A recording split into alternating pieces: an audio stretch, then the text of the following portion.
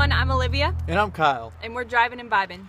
We celebrate our 1-year anniversary this month of nomad life. We've camped at over 101 campsites in 25 states. And today we're going to bring to you our top 10 favorite paid campsites, whether they're RV parks, RV resorts, or just any campground that costs money.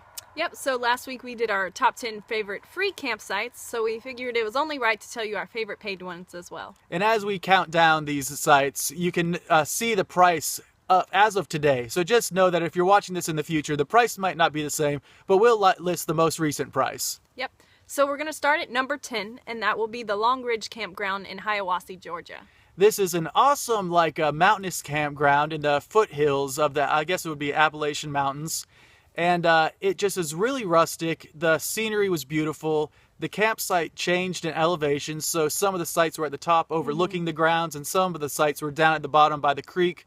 And it seemed like every site just was a really nice, cozy, and good view. Yep, there was a nice little creek that ran right next to the campground you could walk down to. They had a big pond, and I think you could even do catch and release fishing. It was really cool because they followed you all the way around the pond, I guess waiting to be fed.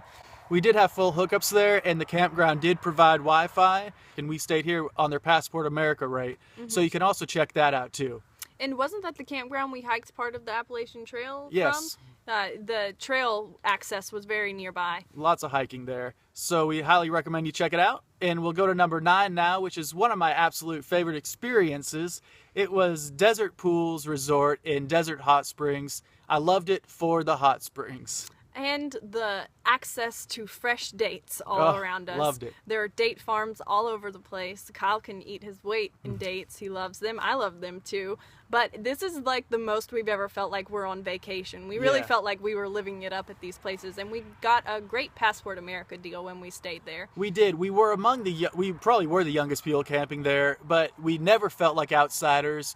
The RV community there invited us to their events. We watched football games in the diner. They had nightly meals there. So it was a big community that was really active. Yeah, there was lots of stuff going on that you could do. They did pool, volleyball, and stuff like that. And every night we would go down to soak in the hot tubs that are fed from the mineral hot springs in the area. And it would be so cold outside and just slowly ease into that hot water. And it was just amazing.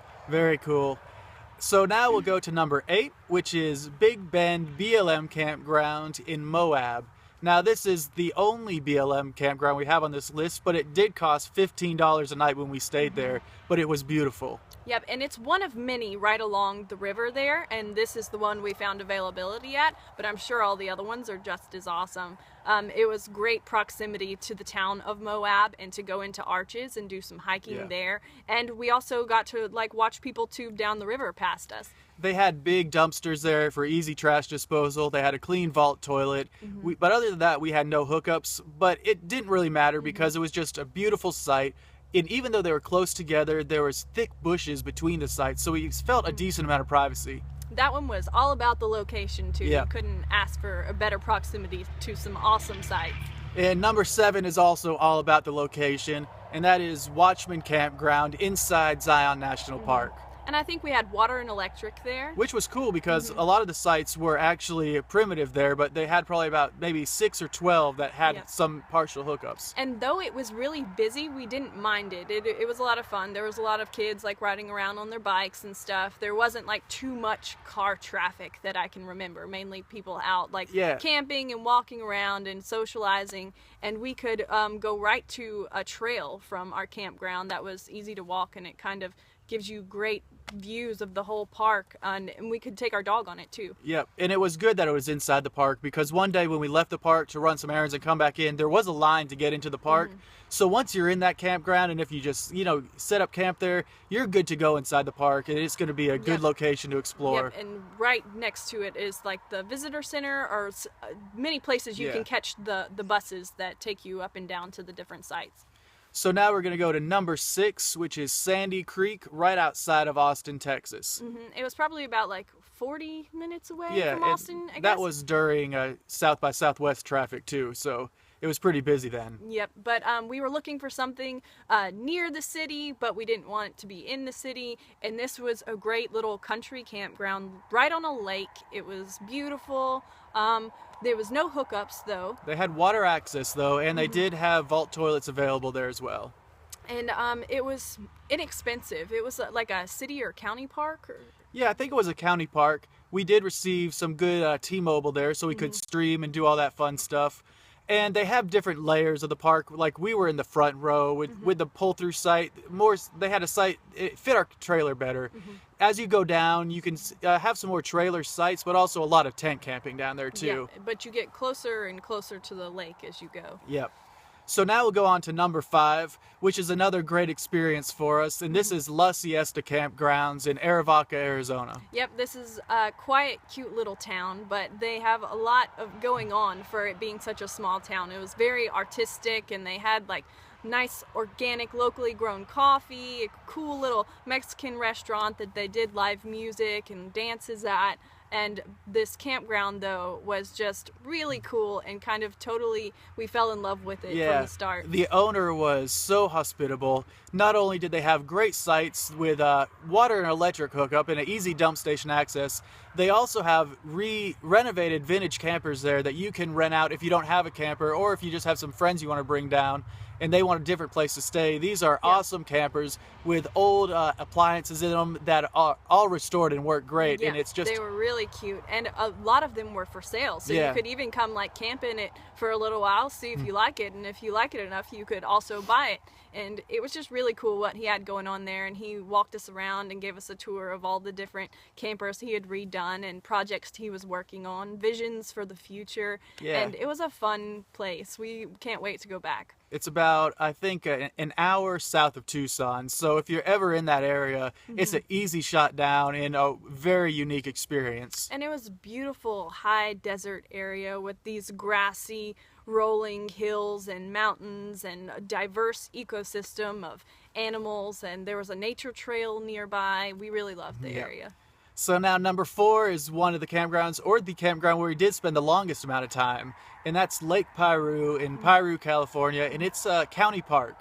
And so we had moved really quickly that first month on the road, and after that we needed time to recharge, and we were in California, and some of the parks can get really pricey there, and we found this cute little like country RV park, and it was full of olive trees, and about 100 deer would come through your sight at any moment eating the olive trees. And it's right on Lake PIRU, which is, because of the drought, the water level was pretty low, but it's still cool to look at, and it was a great site for us because we have family in Valencia.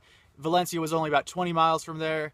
We could also go in and explore LA without being in the city, but we drove in one day, and that was fun. In Malibu, we checked that out while we were there too. So it's the proximity to many places at Lake PIRU is great, but you're also away from everything in this little town of PIRU. Surrounded by orchards, orange orchards and everything. It was really pretty through there, and just like lots of greenery and fruit and little farms and such. And the street, like right in the town of PIRU, it was like famous for filming a scene from True Blood or something. Many movie scenes are filmed there, but the True Blood was one of the most famous to us, but it was kind of cool just to see it. So now we'll go on to number 3, which is BETSIE River Campsite in Frankfurt, Michigan. Yep, this was a great campsite. They had nice, clean amenities there, and our favorite part, though, was the access to the trail that we could walk right by the rivers. And was it a lake there? Yeah, so it fed into like Lake Michigan, I believe.